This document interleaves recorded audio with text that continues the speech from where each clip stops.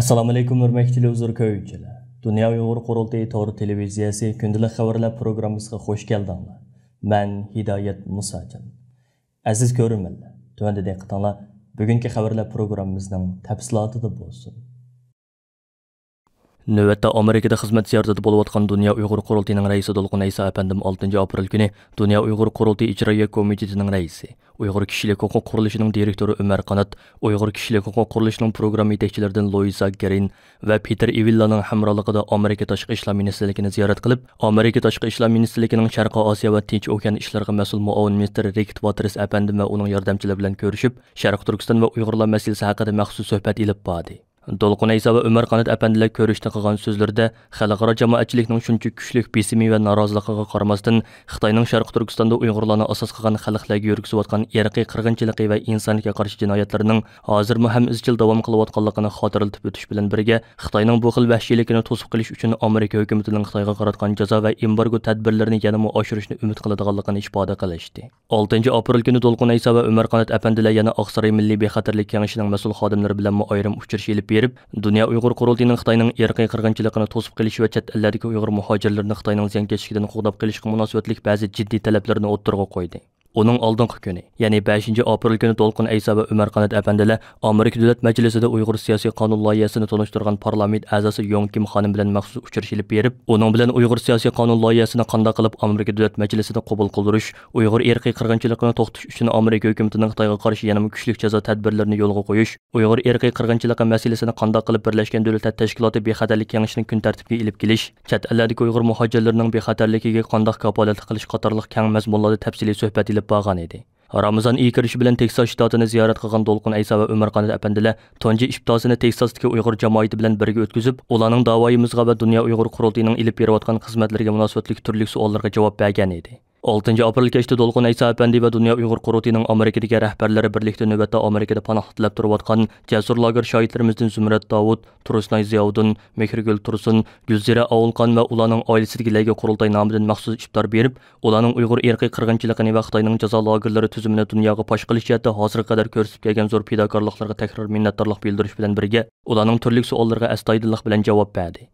İftarda Dünya Uyğur Qurultayining muavin raisi Zübeyra Şəmsiddin, Qurultay İcraiyyə Komitetining raisi Ömər Qanat, muavin raisi İlşat Hasan Kökböre qatorliqlar Dolqun İsa əpəndi bilan birga bo'ldi. Dolqun İsa əpəndi iftarda qilgan so'zida Amerikadagi va boshqa ellardagi jasur lager shohidlarimiz duch kelayotgan turli qiyinchiliklarni hal qilish uchun Dünya Uyğur Qurultayining butun kuchi bilan tirishchanlik ko'rsatganligini alohida ta'kidlab o'tdi.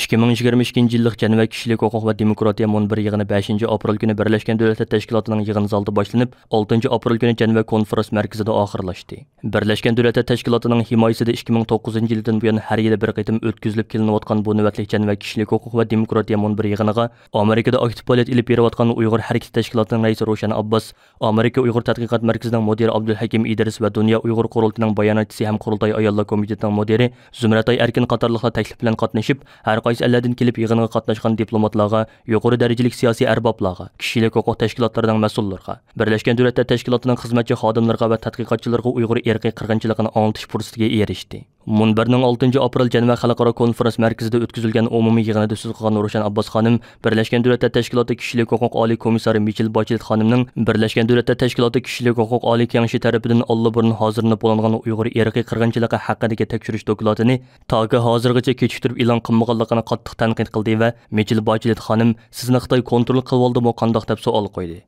Roşan Abbas xonim so'zida yana men Michel Bachelet xonimdan Sharq Turkistonni ziyorat qilganda cho'qim turmadagi hadam doktor Gulshan Abbas bilan, shuningdek turma va jazo lagerlarida begunoh tutib turilayotgan Uyğur sarxillari bilan bevosita ko'rishini talab qilaman deb ko'rsatdi.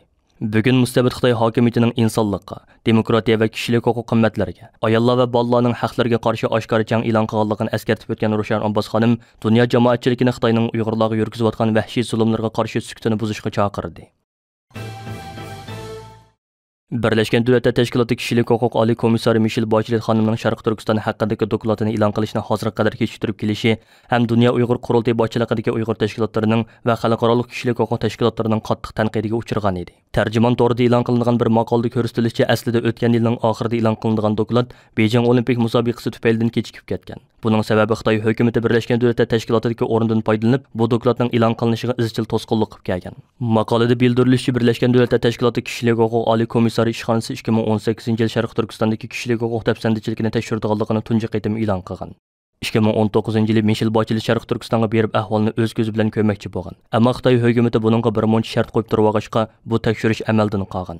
Michel Bachelet ishxonasi o'tgan yil 9-oyda, orqadan yana 12-oyda Sharq Turkiston haqidagi dokladni e'lon qiladiganligini uqtirgan bo'lsa-mu, ammo e'lon qilmagan. Hatto 2020-yili kirib oradan necha oy o'tganda-mu e'lon qilmagan. Bu yil 3-oyda Dunyo Uyg'ur qurultayini o'z ichiga olgan 192 kishilik huquq tashkiloti birlikda imzoli xat yozib, Michel Bacheletni qistagan chaqda u 5-oyda Xitoyga tekshirishga boradiganligini e'lon qilgan. Kuzatuvchilarning qarashicha bu dokladning e'lon qilinishi nihoyatda muhim bo'lib, Xitoyning Sharq Turkistonda davomlashtirib kelayotgan qabih jinoyatlari Birlashgan Davlatlar Tashkiloti mutaxassislar orqali dalillansa va dunyoga oshkorlansa, Xitoyga to'liq foydasiz bo'ladi ekan.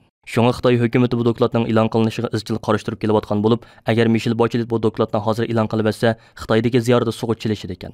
Holbuki Michel Bacheletning 5-oydagi Xitoy ziyorati Xitoyning ko'z bo'yamchiligi tufaylidan haqiqiy natija bermasligi, Sharq Turkistonga munosabatli kishilik huquq dokladining e'lon qilinmaslik yoki e'lon qilingan taqdirda mu irqiy qirg'inchilik jinoyatini haqiqiy ko'rsatib berolmaslik ehtimoli bor ekan.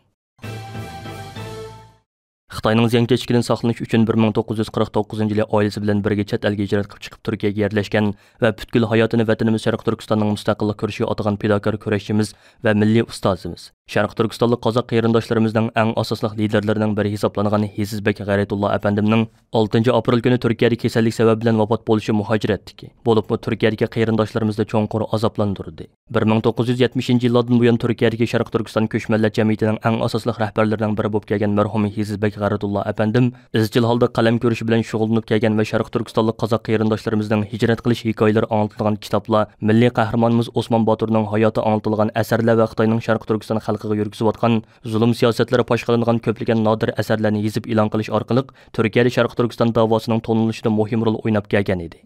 Dunyo Uyg'ur qurultayining raisi Dolqun Aysa apandi bu munosabat bilan qurultayning Facebook sahifasida e'lon qilgan ta'ziyanomasiida marhum ustozimiz Hizizbek G'ayratullo apandimga Allohdan rahmat, butun oilasidagilarga sabr tilash bilan birga marhum Hizizbek G'ayratullo apandimning vatanimiz Sharq Turkistonning milliy mustaqilligini asliga keltirish g'oyasi va irodasidan aslo voz kechmaganligini, bo'libmi Sharq Turkistonlik qozoq ko'chmanlarimizning, bo'libmi qozoq yoshlarimizning ona vatani Sharq Turkistonga bo'lgan sevgi va muhabbatini oshirish, ularning milliy davoyimizga aktiv qatnashishini qo'lga keltirish uchun uzun yillab fidokorlik va tirishchilik ko'rsatib kelganligini xotirlatib o'tdi va Hizizbek G'ayratullo apandimning vafotining butun Sharq Turkiston xalqi uchun zo'r bir yo'qotish bo'lganligini ta'kidlab o'tdi. Marhumning janoza namozi bugun Turkiya Oti shahridagi Turkiston jamisida o'qildi. Kanada Tashqi ishlar ministri Melanie Johnson 5-aprel kuni Xitoy Tashqi ishlar ministri Wang Yi bilan telefonlashganda Sharq Turkistondagi kishilik huquq masalasini tilga olgan. Bu vaqtda e'lon qilingan xabarlarga qaraganda Kanada Tashqi ishlar ministri Melanie Johnson Kanada hukumatining kishilik huquq va qonunga hurmat qilish prinsipida chang turdiganligi, Sharq Turkistondagi kishilik huquq tafsandachiligidan andish qilayotganligini bildirgan. O'tgan yillarda Xitoy hukumati Kanada fuqarolarini o'ch ilish xarakterli tutqun qilgan, hatto birisini o'limga hukm qilgan bo'lib, Kanada Tashqi ishlar ministri buni tilga ib o'tgan va Xitoyga Kanada bilan bo'lgan samimiy munosabatni davomlashtirish uchun kishilik huquqqa hurmat qil degan signalni bergan. Ikki taraf Uyg'urlar masalasidan boshqa yana Ukraina urushi to'g'riliq fikr almashtirgan. Melanie Johnson Rossiyaning tajovuzchilik harakatining Birlashgan Davlatlar Tashkilotining nizomiga xilof ishganligini, ko'plagan davlatlar qatorida Kanadaning Xitoyning bu urushga tutgan maydoniga va keyingi harakatiga diqqat qilayotganligini bildirgan. Hurmatli ko'ruvchilar, yuqorida Dunyo Uyg'ur qurultayi to'g'ri televiziyasi kundalik xabarlar programmasini diqqatingizga sundiq. Keyin qitimliq programmamizni ko'rishaylik. Ko'rishchaman bo'lgaysizlar. Xayr xo'sh.